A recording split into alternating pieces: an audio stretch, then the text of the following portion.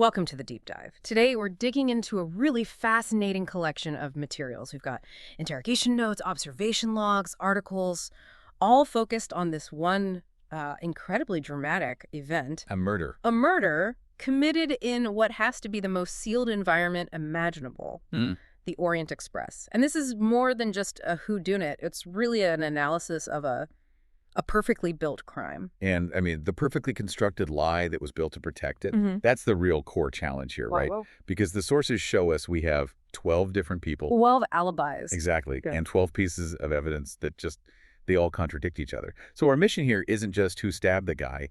It's about untangling this impossible web where somehow every single testimony is both true and at the same time completely misleading. Okay, let's set the stage. The sources start us off in Syria with our central figure, the man with the big mustache, Hercule Poirot. And he's just wrapped up this incredibly important case. I mean, saving the French army's honor, preventing bloodshed.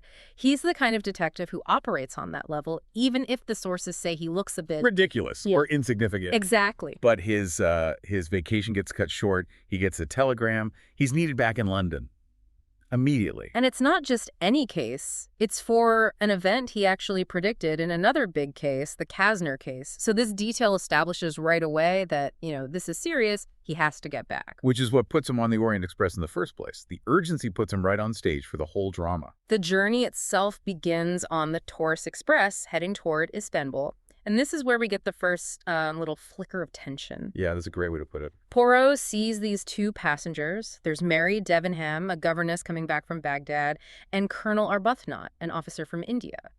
And on the surface, they seem like total strangers. They have this, what the source calls, cold sufficiency. But then Poirot overhears something.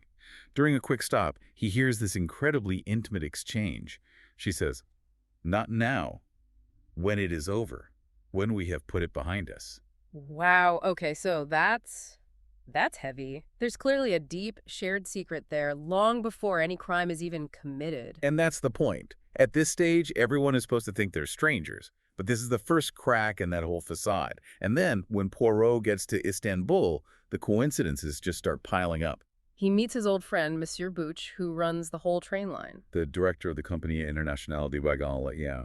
And Bouch is just floored because the Istanbul-Cali sleeper car is, in his words, filled to the brim. Which is unheard of. It's the middle of winter. Those trains should be half empty. Bouch is, speculating it's journalists or something? He's throwing out ideas, yeah. No. But for us, looking at this, it's a huge red flag. A full train doesn't just happen. It suggests a plan. It's organized. Absolutely. The odds of these 12 specific people, all connected to one single tragedy, ending up on the same train car are impossible. It's not a coincidence, it's by design. And then, before the train even leaves, the victim basically introduces himself. We meet Ratchet. And what's so fascinating is the immediate contrast.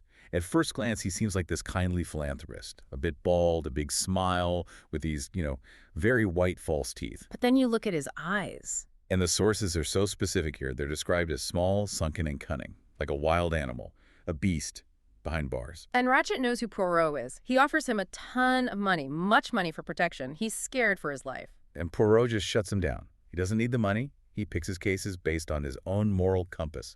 And he gives that amazing line, "If you will permit me, I will tell you that I do not like your face, Mr. Ratchet." He senses the evil in him. He does.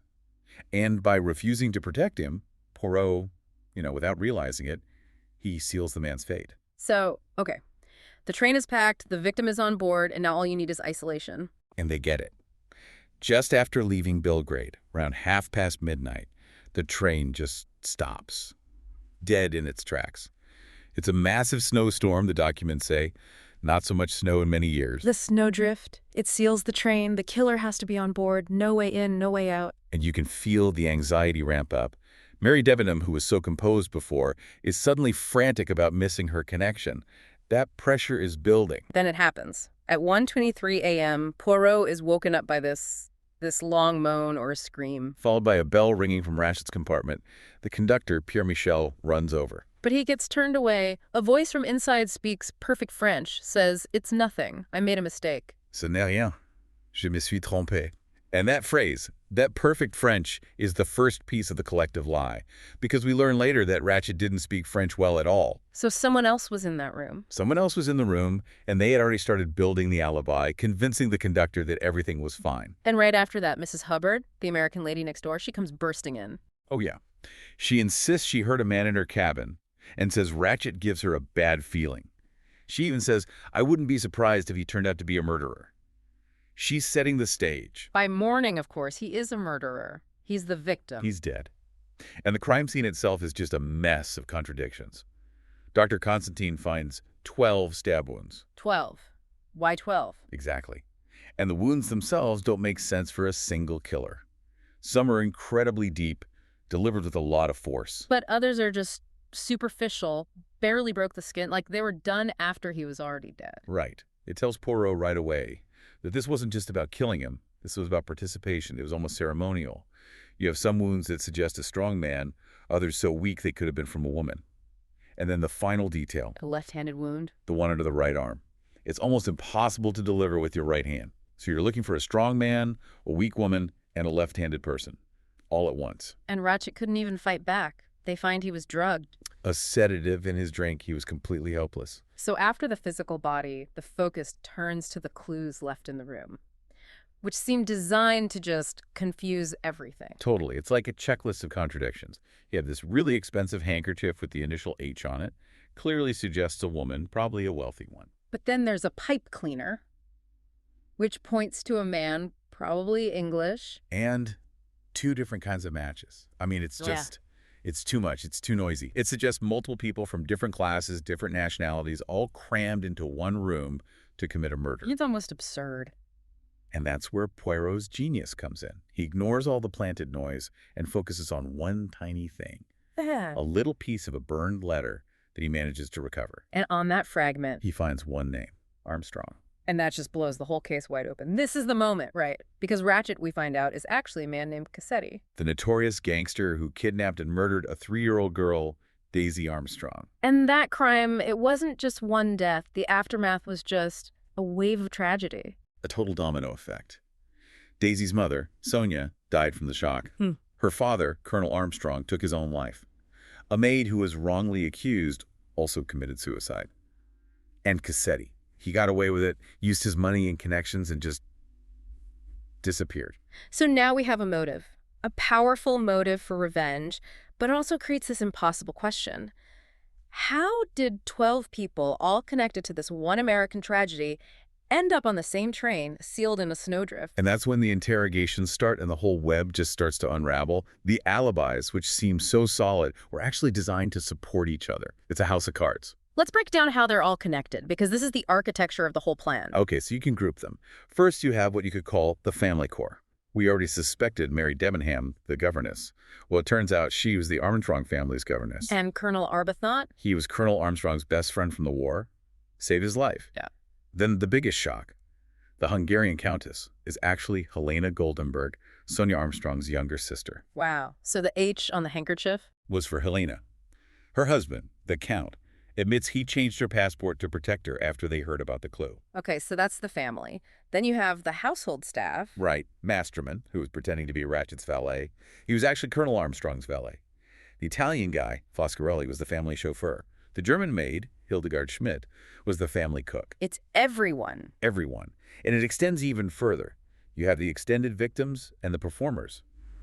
Greta Olsen, the sweet, Swedish missionary. She was Daisy's nursemaid. And the conductor, Pierre Michel, the one who was lied to at the door. He's the father of Suzanne, the French nursemaid who killed herself after being wrongly accused by the police. His involvement was crucial. Which leaves the 2 people who are really directing the show. Hardman, the supposed detective, and Mrs. Hubbard. Hardman was a real detective, but he wasn't hired by Ratchet. He was hired by the group. His whole job was to create the perfect red herring, a description of a killer who didn't exist. This small, dark man with a high voice. And while he's doing that, the physical proof of this fake killer is being planted. Mrs. Hubbard finds the conductor's button in her room. And the scarlet kimono, this mysterious woman seen by 4 people in the hallway, it's finally found. Folded neatly in Poirot's own luggage. It's a direct challenge.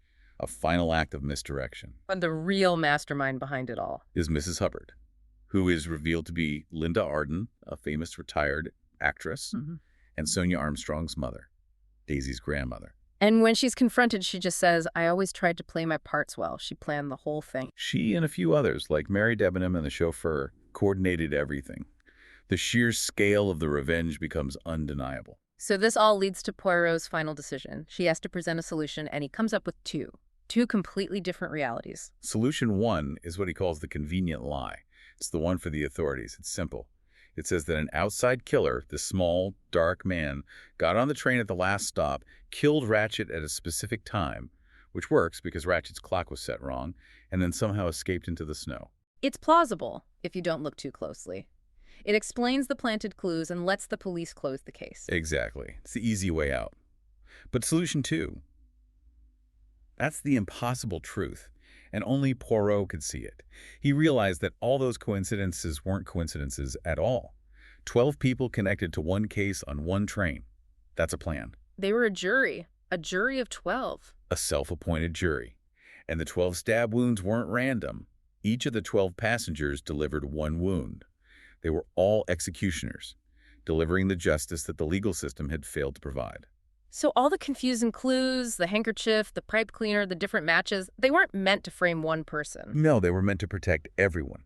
By creating so many contradictory leads, they ensured that if any single person was investigated, there would be evidence pointing in a dozen other directions. It was a communal act with a communal alibi. The sheer audacity of it is what's so compelling. They weren't trying to hide that a crime happened. They were trying to overload the investigation itself. Until the simplest lie became the most logical conclusion. And that's the choice Poirot makes. He presents solution one to the authorities. He presents the lie. He lets the 12 Avengers go free. Because he believed that they had delivered a form of justice that was, in its own way, righteous. The whole structure is just incredible. Every lie they told, every false identity was a necessary part of this larger, impossible truth. And in the end, we're left with this fundamental question. When the law fails, when a rich and powerful murderer gets away with it, and the people he destroyed take justice into their own hands. So what does that leave you with to think about? Well, the material really forces you to ask, if a crime is committed to restore a moral balance that the system broke, who is the real criminal? And what do words like right and wrong even mean when justice itself has been corrupted? Something to think about.